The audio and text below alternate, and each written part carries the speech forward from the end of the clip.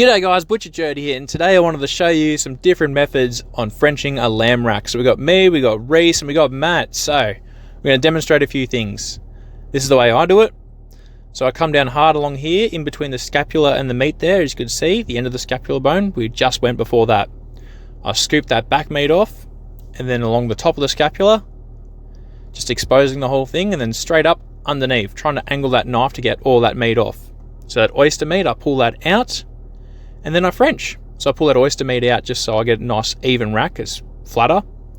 And then when I French, as you can see, I stand it up on its end and I just create a bit of leverage here and I can work that way, and it's just really smooth for me, just what works. It's a weird way, but give it a go. It might be different, you might enjoy it. Scoring, diamonds are forever, the only way to score, I reckon. So on this way, you can literally grab that fat cap now where my hand is, and you could pull that straight off. It can come off easy as. But there's my lamb rack, beautiful.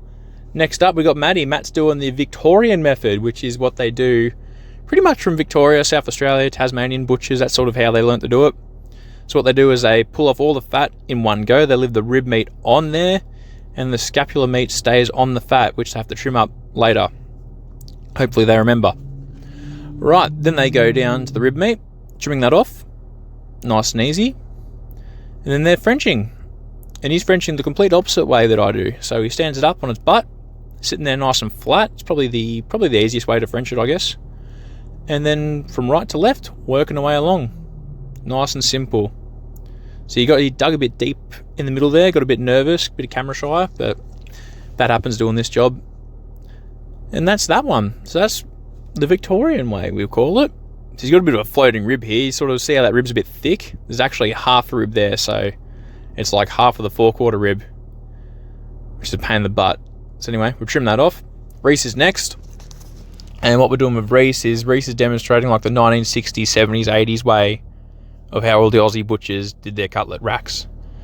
So we'll get to that in just a moment. Once he finishes scoring this, done. So Matt's got a cap off rack while I had a cap on rack, which you can take a cap off, but you can't put it back on. So we get to Reese. Underneath the scapula like Matt, but what he does is he comes around it, pulling it back to expose the meat, and in between the meat and the fat there, that's where he cuts, bang, straight down the middle.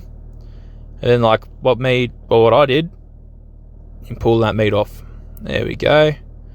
And that's pretty much it for this method. So you can take that fat off.